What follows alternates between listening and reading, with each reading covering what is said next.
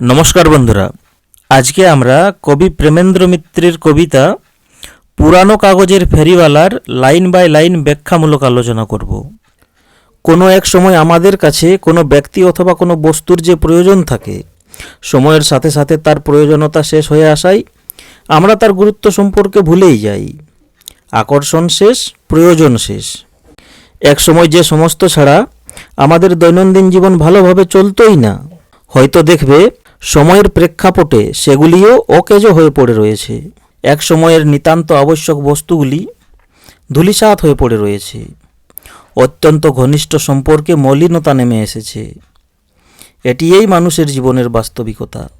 এই পুরানো কাগজের ফেরিওয়ালা কবিতায় কবি মানুষের ব্যবহারের এই রূপ কঠোর বাস্তবিকতার কথাই তুলে ধরেছেন। এখন আমরা কবিতাটির লাইন বাই লাইন আলোচনা করব। কবিতাটির নাম হচ্ছে পুরনো কাগজের ফেরিওয়ালা। এটিও একটি রূপকধর্মী কবিতা। রূপকধর্মী কবিতা সম্পর্কে আমরা হাট কবিতাটি আলোচনা করার সময় জেনে নিয়েছি যে রূপকধর্মী কবিতা কাকে বলে। আসলে ওইরূপ কবিতা যেখানে কবি সরাসরিভাবে তার মনের কথাকে ব্যক্ত না করে কোনো বাহ্যিক ঘটনার আশ্রয় নেন। কবিতাটি লিখেছেন প্রেমেন্দ্র মিত্র।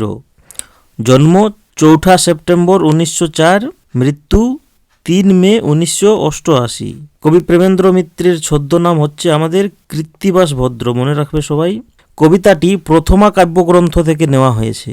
কাব্যগ্রন্থটির প্রকাশ সাল 1932। আর এই প্রথমা কাব্যগ্রন্থে এই পুরনো কাগজের ফেরিওয়ালা কবিতাটি কাগজ বিক্রি নামে সংকলিত ছিল। সেখানে কবিতাটির নাম কিন্তু পুরনো কাগজের ফেরিওয়ালা ছিল না। ওই প্রথমা কাব্যগ্রন্থে কবিতাটির নাম ছিল আমাদের কাগজ বিক্রি। ঠিক আছে বন্ধুরা, এই তথ্যগুলি সবাই মনে রাখবে। কবিতাটি হচ্ছে এই রূপ: হাঁকে ফিরিওয়ালা কাগজ বিক্রি, পুরনো কাগজ চাই, ঘরের কোণেতে সঞ্চিত যত তাড়াগুলি হাতড়াই, পুরনো কাগজ চাই, বহুদিন ধরে জঞ্জাল বাড়ে শের দরে বেচি তাই। কবি বলছেন ফিরিওয়ালা হাঁক দিচ্ছে। কি হাঁক দিচ্ছে? না, কাগজ বিক্রি। কাগজ বিক্রি হাঁক দিচ্ছে। ফিরিওয়ালা কি চাই? আমাদের পুরনো কাগজ চাই। তাই কবি বলছেন যে ঘরের কোণেতে সঞ্চিত যত তাড়াগুলি হাতড়াই। কবি তার ঘরের কোণে সঞ্চিত করে রেখেছিলেন পুরনো কাগজের তাড়াগুলি, সেগুলিকে তিনি হাতড়াচ্ছেন, খুঁজছেন। ঠিক আছে, এই সঞ্চিত শব্দের অর্থ হচ্ছে একত্রিত অথবা জড়ো করা। ঠিক আছে বন্ধুরা, আবার কি বলছেন না, বহুদিন ধরে জঞ্জাল বাড়ে শের দরে বেচি তাই। শের দর হচ্ছে আমাদের 1 কেজির পুরনো মাপ। এই শেরটিকে আবার কোনোখানে পয়লা নামেও জানা যায়, পয়লা বলে অনেক জায়গায়। তাই কবি বলছেন যে বহুদিন ধরে জঞ্জাল বাড়ে শের দরে বেচি তাই। এই পুরনো কাগজের তাড়াগুলি কবির কাছে কি জঞ্জাল হয়ে রয়েছে। কবি বলছেন যে এগুলি জঞ্জালের মতো বেড়েই চলেছে, তাই এগুলির আর কোনো মূল্য নেই, কোনো মহত্ব নেই, পুরনো এগুলি হয়ে গেছে, তাই এগুলিকে শের দরে বিক্রি করা হচ্ছে। এরপর কবি বলছেন, কেমন করিয়া একটি তাহার হঠাৎ নজরে পড়ে, দেখি সমুদ্রে যাত্রী জাহাজ কোথায় ডুবিল ঝড়ে। হঠাৎ নজরে পড়ে আবার কোথায় মানুষের মাথা বিকায় খুলির দরে। কবি বলছেন যে ওই পুরনো তাড়াগুলি হাতড়াইবার সময় একটি কোনো মতে তার নজরে পড়ল এবং ওই খবরের কাগজে তিনি দেখলেন পুরনো সংবাদ, ঝড়ের কারণে যাত্রী জাহাজ সমুদ্রে ডুবেছে। ওই খবরটি তিনি সেই পুরনো কাগজের মধ্যে দেখতে পেলেন। আবার দেখতে পেলেন কি না, কোনোখানে মানুষের মাথা বিক্রয় হচ্ছে খুলির দরে। অর্থাৎ তিনি বলতে চেয়েছেন যে মানুষের কোনো মূল্যই নেই, খুলির দরে তারা বিক্রয় হচ্ছে। এরপর কবি বলছেন, নিরুদ্দেশকে সন্তান লাগি ঘষিছে পুরস্কার, মৃত্যুঞ্জয় অমৃত কাহারা করিছে আবিষ্কার। ঘষিছে পুরস্কার, পলাতক খুনে লুকায়ে কোথায় চাই যে হদিস্তার।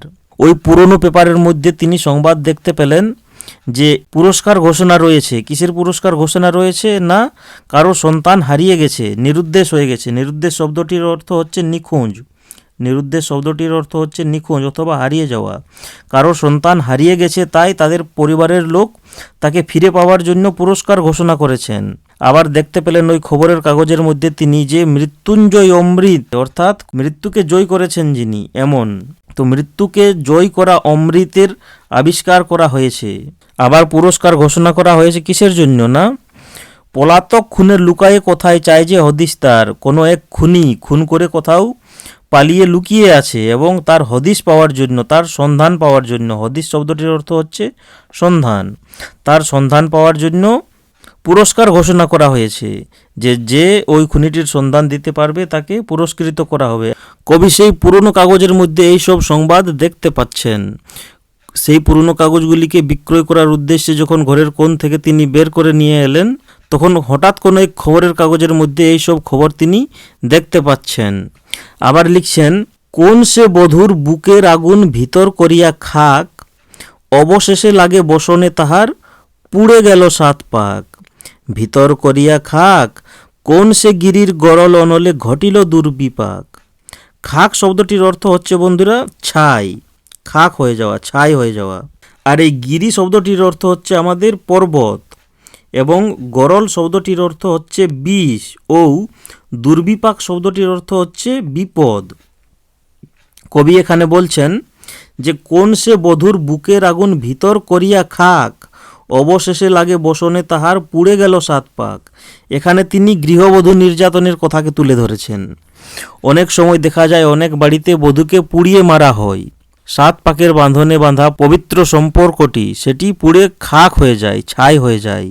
আবার বলছেন, ভিতর করিয়া খাক, কোন সে গিরির গরল অনলে ঘটিল দুর্বিপাক, অর্থাৎ প্রাকৃতিক বিপর্যয়ের ঘটনাকে তিনি এখানে বলছেন। গরল অনলে কার না গিরির, অর্থাৎ অগ্ন্যুৎপাতের কথা তিনি এখানে তুলে ধরেছেন। অগ্ন্যুৎপাতের ফলস্বরূপ যে ক্ষয়ক্ষতি হয়, মানুষের বিপদ নেমে আসে, সেই কথাকে তিনি এখানে বলছেন যে কোন সে গিরির গরল অনলে।